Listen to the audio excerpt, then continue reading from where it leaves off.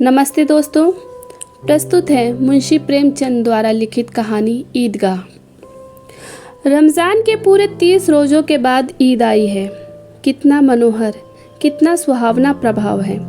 वृक्षों पर अजीब हरियाली है, खेतों में कुछ अजीब रौनक है, आसमान पर कुछ अजीब लालिमा है। आज का सूर्य देखो, कितना प्यारा, कितना शीतल है, यानी संसार को ईद की बधाई दे रहा है। गांव में कितनी हलचल है। ईदगाह जाने की तैयारियां हो रही हैं। किसी के कुर्ते में बटन नहीं है, पड़ोस के घर में सुई धागा लेने दौड़ा जा रहा है। किसी के जूते कड़े हो गए हैं, उनमें तेल डालने के लिए तेली के घर भागा जाता है। जल्दी जल्दी बैलों को सानी पानी दे दे। ईदगाह से लौटते लौटते दोपहर हो जाएगी। 3 कोस का पैदल रास्ता, फिर सैकड़ों आदमियों से मिलना भेंटना। दोपहर के पहले लौटना असंभव है।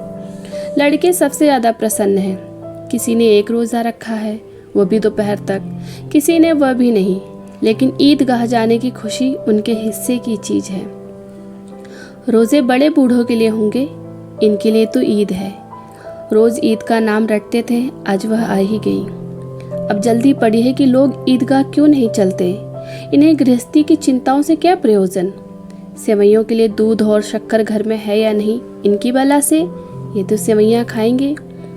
वह क्या जाने कि अब्बा जान क्यों बदहवास चौधरी काया मलिक के घर दौड़े जा रहे हैं। उन्हें क्या खबर कि चौधरी आंखें बदल ले तो ये सारी ईद मुहर्रम हो जाए। उनकी अपनी जेबों में तो कुबेर का धन भरा पड़ा है।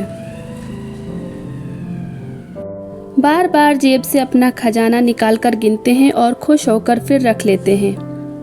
महमूद गिनता है 1, 2, 10, 12, उसके पास 12 पैसे हैं। मोहसिन के पास 1, 2, 3, 8, 9, 15 पैसे हैं। इन्हीं अनगिनती पैसों में अनगिनती चीज़ें लाएंगे, खिलौने, मिठाइयाँ, बिगुल, गेंद और जाने क्या क्या। और सबसे ज़्यादा प्रसन्न है हामिद।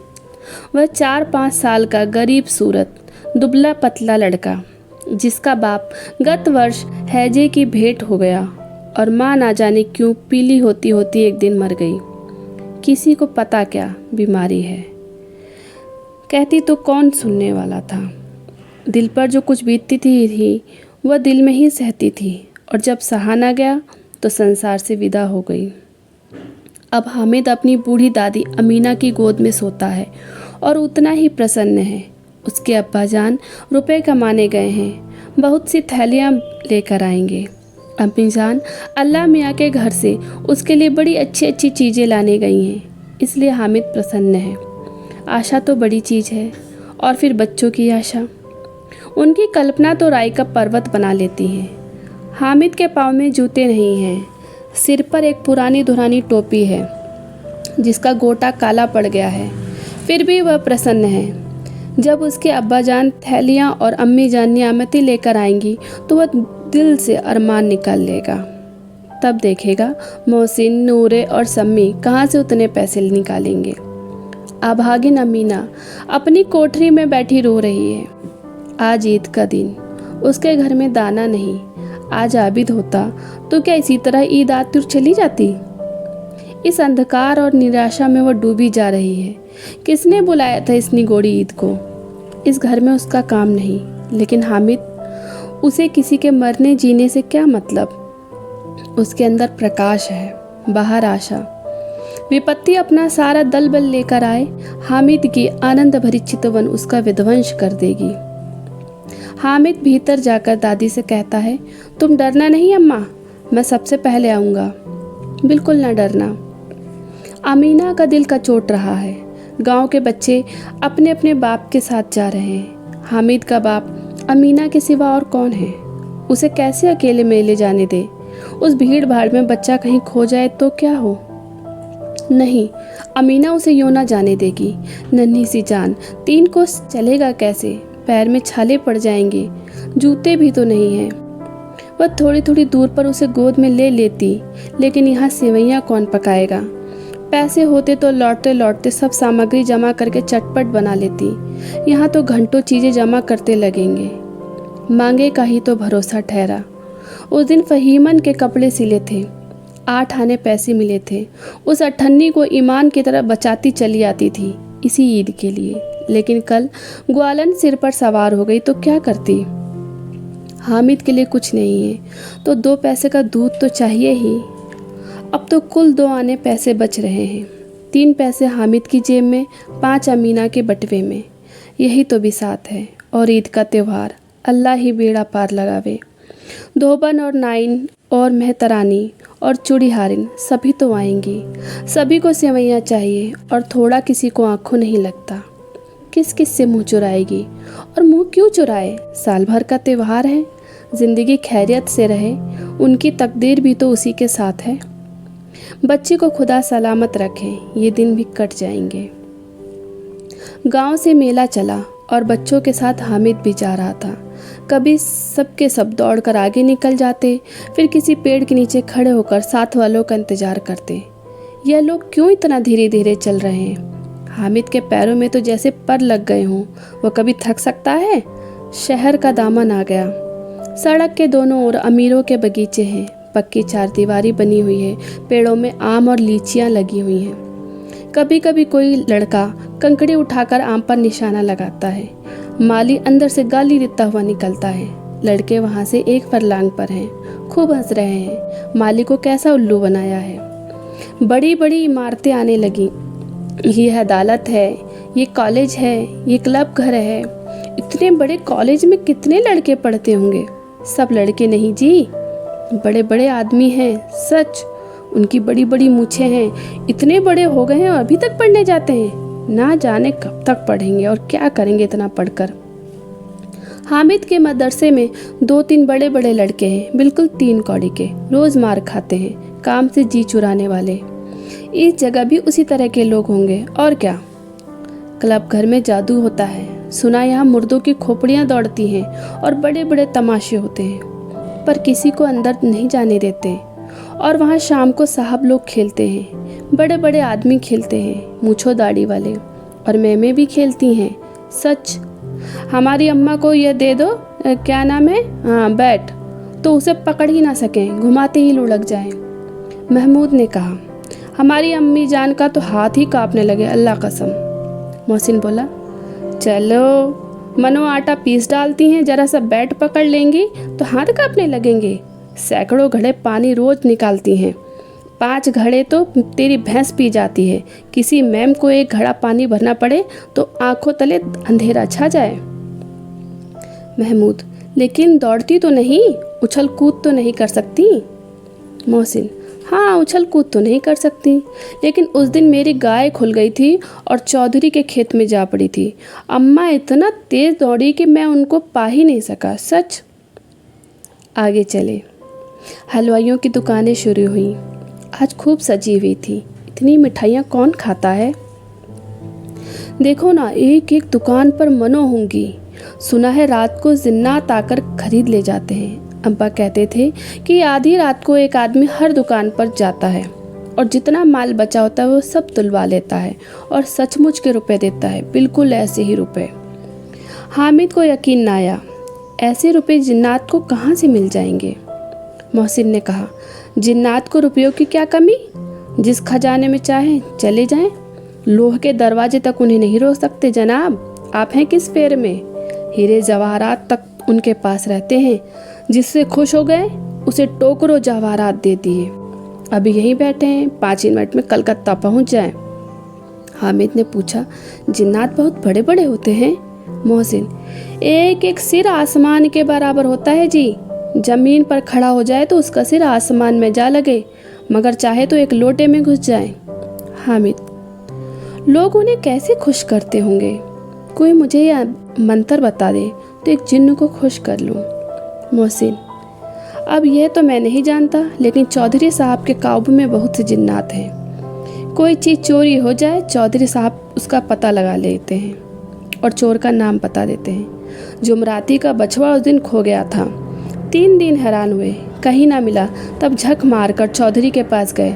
चौधरी ने तुरंत बता दिया, मवेशी खाने में है, और वहीं मिला। जिन्नात आकर उन्हें सारे जहान की खबर दे जाते हैं। अब उसकी समझ में आ गया कि चौधरी के पास क्यों इतना धन है और क्यों उसका इतना सम्मान है। आगे चले, ये पुलिस लाइन है, यही सब कांस्टेबल कवायद करते हैं। रेड एंड फाइफो रात को बेचारे घूम घूम कर पहरा देते हैं, नहीं चोरियां ना हो जाएं। मोहसिन ने प्रतिवाद किया, ये कांस्टेबल पहरा देते हैं, तभी तुम जानते हो अजी हजरत ये चोरी करते हैं। शहर के जितने चोर डाकू हैं सब इनसे मिले रहते हैं। रात को ये लोग चोरों से तो कहते हैं चोरी करो और अपना दूसरे मोहल्ले में जाकर जागते रहो पुकारते हैं। तभी इन लोगों के पास इतने रुपए आते हैं। मेरे मामू थाने में कांस्टेबल हैं, 20 रुपया महीना पाते हैं, लेकिन 50 रुपया घर भेजते हैं। अल्लाह कसम। मैंने एक बार पूछा था कि मामू आप इतने रुपए कहाँ से पाते हैं? हंसकर कहने लगे, बेटा अल्लाह देता है। फिर आप ही बोले, हम लोग चाहें तो एक दिन में लाखों मार जाएं। हम तो इतना ही लेते हैं जिससे अपनी बदनामी ना हो और नौकरी भी ना जाए। हामिद ने पूछा, ये लोग चोरी करवाते हैं तो इन्हें कोई पकड़ता क्यों नहीं? मोहसिन उसकी नादानी पर दया दिखाकर बोला, अरे पागल, इन्हें कौन पकड़ेगा? पकड़ने वाले तो ये लोग खुद हैं, लेकिन अल्लाह इन्हें सज़ा भी खूब देता है। हराम का माल हराम में जाता है। थोड़े ही दिन हुए मामू के घर में आग लग गई, सारी लेई पूंजी जल गई, एक बर्तन तक ना बचा। कई दिन पेड़ के नीचे सोए, अल्लाह कसम पेड़ के नीचे। फिर ना जाने कहाँ से 100 कर्ज लाए तो बर्तन भांडे आए। हामिद, 100 तो 50 से ज़्यादा होते हैं। कहाँ 50, कहाँ 100। 50 एक थैली भर होता है, 100 तो 2 थैलियों में भी ना आए। अब बस्ती घनी होने लगी। ईदगाह जाने वालों की टोलियां नजर आने लगी, एक से एक भड़कीले वस्त्र पहने हुए, कोई इक्के तांगे पर सवार, कोई मोटर पर। सभी इत्र में बसे, सभी के दिलों में उमंग। ग्रामीणों का यह छोटा सा दल अपनी विपन्नता से बेखबर, संतोष और धैर्य में मगन चला जा रहा था। बच्चों के लिए नगर की सभी चीज़ें अनोखी थीं। जिस चीज़ की ओर ताकते ताकते ही रह जाते और पीछे से बार बार हॉर्न की आवाज़ होने पर भी न चेतते। हामिद तो मोटर के नीचे जाते जाते बचा। सहसा ईदगाह नजर आई, ऊपर इमली के घने वृक्षों की छाया, नीचे पक्का फर्श है जिस पर जाजम बिछा हुआ है, और रोजदारों की पंक्तियां एक के पीछे एक न जाने कहाँ तक चली गई, पक्की जगत के नीचे तक, जहाँ जाजम भी नहीं है। नए आने वाले आकर पीछे की कतार में खड़े हो जाते हैं। आगे जगह नहीं है। यहाँ कोई धन और पद नहीं देखता। इस्लाम की निगाह में सब बराबर हैं। इन ग्रामीणों ने भी वजू किया और पिछली पंक्ति में खड़े हो गए। कितना सुंदर संचालन है, कितनी सुंदर व्यवस्था। लाखों सिर एक साथ सिजदे में झुक जाते हैं, फिर सबके सब एक साथ खड़े हो जाते हैं, एक साथ झुकते हैं और एक साथ घुटनों के बल बैठ जाते हैं। कई बार यही क्रिया होती है, जैसे बिजली की लाखों बत्तियां एक साथ प्रदीप्त हों और एक साथ बुझ जाएं। और यही क्रम चलता रहा। कितना अपूर्व दृश्य था, जिसकी सामूहिक क्रियाएं, विस्तार और अनंतता हृदय को श्रद्धा, गर्व और आत्मानंदता से भर देती थी। मानो भ्रातृत्व का एक सूत्र इन समस्त आत्माओं को एक लड़ी में पिरोए हुए है। नमाज खत्म हो गई, लोग आपस में गले मिल रहे हैं, तब मिठाई और खिलौनों की दुकान पर धावा होता है। ग्रामीणों का यह दल इस विषय में बालकों से कम उत्साही नहीं है। ये देखो, हिंडोला है, 1 पैसा देकर चढ़ जाओ। कभी आसमान पर जाते हुए मालूम होंगे, कभी जमीन पर गिरते हुए। ये चरखी है, लकड़ी के हाथी, घोड़े, ऊंट छड़ों में लटके हुए हैं। 1 पैसा देकर बैठ जाओ और 25 चक्रों का मजा लो।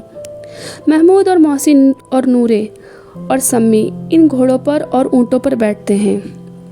हामिद दूर खड़ा है, 3 ही पैसे हैं उसके पास। अपने कोष का 1/3 जरा सा चक्कर खाने के लिए नहीं दे सकता। सब चरखियों से उतरते हैं, अब खिलौने लेंगे। इधर दुकानों की कतार लगी हुई है, तरह तरह के खिलौने हैं, सिपाही और गुजरिया, राजा और वकील, भिस्ती और धोबिन और साधु। वाह, कितने सुंदर खिलौने हैं, अब बोलना ही चाहते हैं। महमूद सिपाही लेता है, खाकी वर्दी और लाल पगड़ी वाला, कंधे पर बंदूक रखे हुए, मालूम होता है अभी कवायद किए चला रहा है। मोहसिन को भिस्ती पसंद आया, कमर झुकी हुई है, ऊपर मशक रखे हुए, मशक का मुंह एक हाथ से पकड़े हुए है, कितना प्रसन्न है, शायद कोई गीत गा रहा है, बस मशक से पानी उड़ेलना ही चाहता है। नूरे को वकील से प्रेम है, कैसी विद्वमता उसके मुख पर। काला चोंगा, नीचे सफ़ेद अचकन, अचकन के सामने की जेब में घड़ी, सुनहरी जंजीर, एक हाथ में कानून का पोथा लिए हुए। मालूम होता है अभी किसी अदालत से जिरा या बहस के चले आ रहे हैं। ये सब 2-2 पैसे के खिलौने हैं। हामिद के पास कुल 3 पैसे हैं। इतने महंगे खिलौने वह कैसे ले? खिलौना कहीं हाथ से टूट जाए तो चूर चूर हो जाए, जरा पानी पड़े तो सारा रंग धुल जाए। ऐसे खिलौने लेकर वह क्या करेगा, किस काम के? मोहसिन कहता है, मेरा भिस्ती रोज पानी दे जाएगा सांझ सवेरे। महमूद, और मेरा सिपाही घर का पहरा देगा, कोई चोर आएगा तो फौरन बंदूक से फायर कर देगा। नूरे, और मेरा वकील खूब मुकदमा लड़ेगा। सम्मी, और मेरी धोबन रोज कपड़े धोएगी। हामिद खिलौनों की निंदा करता है, मिट्टी के ही तो हैं, गिरे तो चकनाचूर हो जाएं, लेकिन ललचाई हुई आंखों से खिलौनों को देख रहा है और चाहता है कि जरा देर के लिए उन्हें हाथ में ले सकता है। उसके हाथ अनायास ही लपकते हैं, लेकिन लड़के इतने त्यागी नहीं होते हैं, विशेषकर जब अभी नया शौक है। हामिद ललचाता रह जाता है। खिलौने के बाद मिठाइयाँ आती हैं। किसी ने रेवड़ियाँ ली, किसी ने गुलाब जामुन, किसी ने सोहन हलवा। मज़े से खा रहे हैं। हामिद बिरादरी से अलग है। अभागे के पास 3 ही तो पैसे हैं, क्यों नहीं कुछ लेकर खाता? ललचाई आंखों से सबकी ओर देखता है। मोहसिन कहता है, हामिद रेवड़ी ले जा, कितनी खुशबूदार है। हामिद को संदेह हुआ, ये केवल क्रूर विनोद है। मोहसिन इतना उदार नहीं है, इतना दयालु नहीं है, लेकिन यह जानकर भी वह उसके पास जाता है। मोहसिन दोने से एक रेवड़ी निकालकर हामिद की ओर बढ़ाता है। हामिद हाथ फैलाता है। मोहसिन रेवड़ी अपने मुख में रख लेता है। महमूद, नूरे और सम्मी खूब तालियां बजा बजा कर हंसते हैं। हामिद खिसिया जाता है। मोहसिन, अच्छा आपकी ज़रूर देंगे हामिद, अल्लाह कसम, ले जाओ। हामिद, रखे रहो, क्या मेरे पास पैसे नहीं हैं? सम्मी, 3 ही तो पैसे हैं, 3 पैसे में क्या क्या लोगे? महमूद, हमसे गुलाब जामुन ले जाओ हामिद, मोहसिन तो बदमाश है। हामिद, मिठाई कौन बड़ी नेमत है, किताब में इसकी कितनी बुराइयां लिखी हैं। मोहसिन, लेकिन दिल में तो कह रहे हो कि मिले तो खा ले, अपने पैसे क्यों नहीं निकालते? महमूद, हम समझते इसकी चालाकी, जब हमारे सारे पैसे खर्च हो जाएंगे तो यह हमें ललचा ललचा कर खाएगा। मिठाइयों के बाद कुछ दुकानें लोहे की चीज़ों की, कुछ गिलट और कुछ नकली गहनों की। लड़कों के लिए यहाँ कोई आकर्षण ना था, वे सब आगे बढ़ जाते हैं। हामिद लोहे की दुकान पर रुक जाता है। कई चिमटे रखे हुए थे। उसे ख्याल आया, दादी के पास चिमटा नहीं है। तवे से रोटियां उतारती है तो हाथ जल जाता है। अगर वह चिमटा ले जाकर दादी को दे दे तो कितनी खुश होंगी, फिर उनकी उंगलियां कभी ना जलेंगी। घर में एक काम की चीज़ हो जाएगी। खिलौने से क्या फ़ायदा, व्यर्थ में पैसे खराब होते हैं। ज़रा देर ही तो खुशी होती है, फिर तो खिलौनों को कोई आंख उठाकर भी नहीं देखता। ये तो घर पहुँचते पहुँचते टूट फूट कर बराबर हो जाएंगे। या छोटे बच्चे जो मेले में नहीं आए हैं जिद करके ले लेंगे और तोड़ डालेंगे। चिमटा कितने काम की चीज़ है। रोटियां तवे से उतार लो, चूल्हे में सेक लो, कोई आग मांगने आए तो चटपट चूल्हे से आग निकाल कर दे दो। अम्मा बेचारे को कहाँ फुर्सत है कि बाजार आए, और इतने पैसे ही कहाँ मिलते हैं, रोज़ हाथ जला लेती हैं। हामिद के साथी आगे बढ़ गए हैं। सबील पर सबके सब शरबत पी रहे हैं। देखो सब कितने लालची हैं, इतनी मिठाइयाँ ली, मुझे किसी ने एक भी ना दी। उस पर कहते हैं मेरे साथ खेलो, मेरा ये काम करो, मेरा वो काम करो। अब अगर किसी ने कोई काम करने को कहा तो पूछूंगा, खाएं मिठाइयाँ? अपने आप ही मुंह सड़ेगा, फोड़े फुंसियाँ निकलेंगी, अपने आप ही जबान चटोरी हो जाएगी। तब घर से पैसे चुराएंगे और मार खाएंगे। किताब में झूठी बातें थोड़ी ही लिखी हैं, मेरी जबान क्यों खराब होगी? अम्मा चिमटा देखते ही दौड़कर मेरे हाथ से ले लेंगी और कहेंगी, मेरा बच्चा अम्मा के लिए चिमटा लाया है। कितना अच्छा लड़का है। इन लोगों के खिलौने पर इन्हें कौन दुआएं देगा? बड़ों की दुआएं सीधे अल्लाह के दरबार में पहुंचती हैं और तुरंत सुनी जाती हैं। मेरे पास पैसे नहीं हैं, तभी तो मोहसिन और महमूद यूँ मिजाज दिखाते हैं। मैं भी इनसे मिजाज दिखाऊंगा। खेलें खिलौने और खाएं मिठाइयाँ। मैं नहीं खेलता खिलौने, किसी का मिजाज क्यों सहूँ। मैं गरीब सही, किसी से कुछ मांगने तो नहीं जाता। आखिर अब्बा जान कभी ना कभी तो आएंगे, अम्मी भी तो आएंगी ही। फिर इन लोगों से पूछूंगा कितने खिलौने लोगे। एक एक को टोकरियां खिलौने दूंगा और दिखा दूंगा कि दोस्तों के साथ इस तरह का सलूक किया जाता है। ये नहीं कि एक पैसे की रेवड़ियाँ ली और तो चिढ़ा चिढ़ा कर खाने लगे। सब के सब खूब हंसेंगे कि हामिद ने चिमटा लिया है। हंसे मेरी बला से। उसने दुकानदार से पूछा, ये चिमटा कितने का है। दुकानदार ने उसकी ओर देखा और कोई आदमी साथ ना देखकर कहा, तुम्हारे काम का नहीं है जी। बिकाऊ है कि नहीं।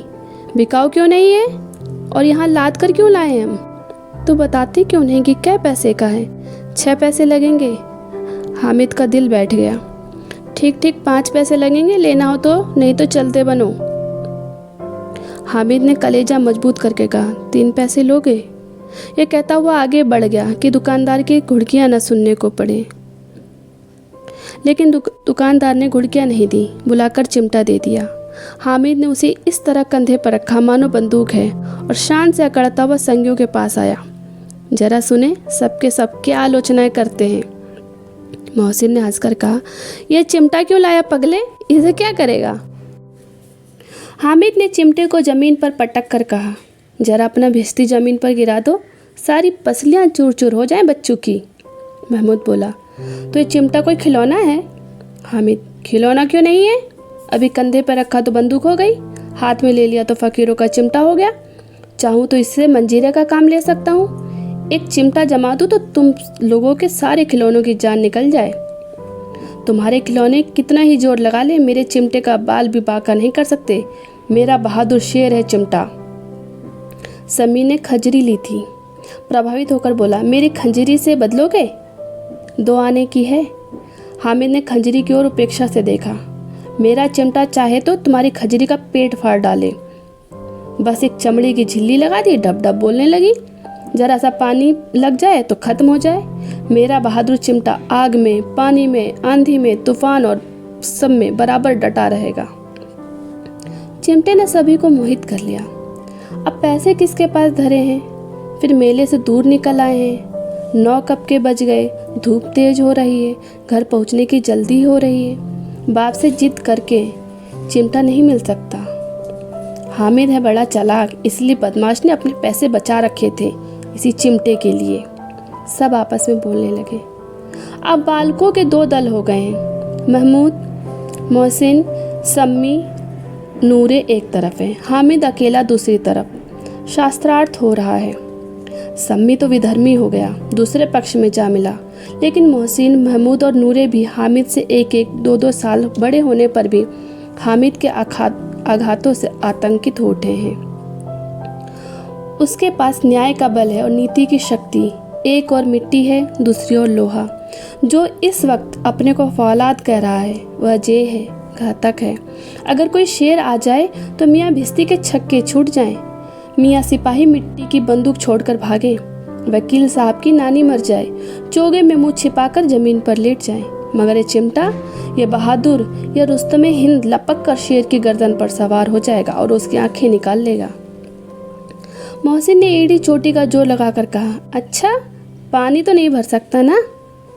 हामिद ने चिमटे को सीधा खड़ा करके कहा, भिश्ती को एक डांट लगाएगा तो दौड़ा हुआ पानी लाकर उसके द्वार पर छिड़कने लगेगा। मोहसिन परास्त हो गया, पर महमूद ने कुमुक पहुंचाई। अगर बच्चा पकड़ जाए तो अदालत में बंधे बंधे फिरेंगे, तब तो वकील साहब के पैरों पकड़ेंगे ना। हामिद इस प्रबल तर्क का जवाब न दे सका। उसने पूछा, हमें पकड़ने कौन आएगा। नूरे ने अकड़ कर कहा, यह सिपाही बंदूक वाला। और कौन।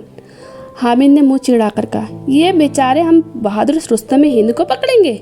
अच्छा लाओ, अभी जरा कुश्ती हो जाए, इसकी सूरत देखकर दूर से भागेंगे, पकड़ेंगे क्या बेचारे। मोहसिन को एक नई चोट सूझी। तुम्हारे चिमटे का मुंह तो रोज आग में जलेगा। उसने समझा था कि हामिद लाजवाब हो जाएगा। लेकिन यह बात न हुई। हामिद ने तुरंत जवाब दिया, आग में बहादुरी कूदते हैं जनाब। तुम्हारे यह वकील, सिपाही और भिस्ती लौंडियों की तरह तरह घर में घुस जाएं। आग में कूदना वह काम है जो रुस्तम हिंद ही कर सकता है। महमूद ने एक जोर और लगाया, वकील साहब कुर्सी मेज पर बैठेंगे, तुम्हारा चिमटा तो बावर्ची खाने में जमीन पर पड़ा रहेगा। इस तर्क ने सम्मी और नूरे को भी सजीव कर दिया। कितने ठिकाने की बात कही है पट्टे ने, चिमटा बावर्ची खाने में पड़ा रहेगा, और पड़ा रहने के सिवा और कर ही क्या सकता है। हामिद को कोई पकड़ता हुआ जवाब ना सूझा तो उसने धांधली शुरू की, मेरा चिमटा बावर्ची खाने में नहीं रहेगा। वकील साहब कुर्सी पर बैठेंगे तो जाकर उन्हें जमीन पर पटक देगा और उनका कानून उनके पेट में डाल देगा। बात कुछ बनी नहीं, खासी गाली गलौज थी, लेकिन कानून को पेट में डालने वाली बात छा गई। ऐसी छा गई कि तीनों सूरमा मुंह ताकते रह गए, मानो कोई धेलचा कनकौआ किसी गंडे वाले कनकौए को काट गया हो। कानून मुंह से बाहर निकलने वाली चीज है, लेकिन उसको पेट के अंदर डाल दिया जाए तो बेतुकी सी बात होने पर भी कुछ नयापन रखती है बात। हामिद ने मैदान मार लिया, उसका चिमटा रुस्तम हिंद है। अब इसमें मोहसिन, महमूद, नूरे, सम्मी किसी को भी आपत्ति नहीं हो सकती।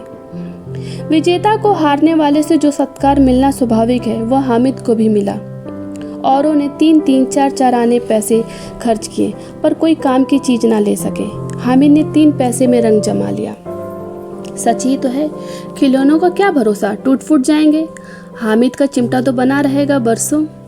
संधि की शर्तें तय होने लगी। मोहसिन ने कहा, जरा अपना चिमटा दो, हम भी देखें। तुम हमारा भिस्ती लेकर देखो। महमूद और नूरे ने भी अपने अपने खिलौने पेश किए। हामिद को इन शर्तों को मानने में कोई आपत्ति न थी। चिमटा बारी बारी से सबके हाथ में गया और उनके खिलौने बारी बारी से हामिद के हाथों में आए। कितने खूबसूरत खिलौने हैं। हामिद ने हारने वालों के आंसू पोंछे। मैं तो तुम्हें चिढ़ा रहा था, सच ये चिमटा भला इन खिलौनों की क्या बराबरी करेगा। मालूम होता है अब बोले, लेकिन मोहसिन की पार्टी को इस दिलासे से संतोष नहीं होता।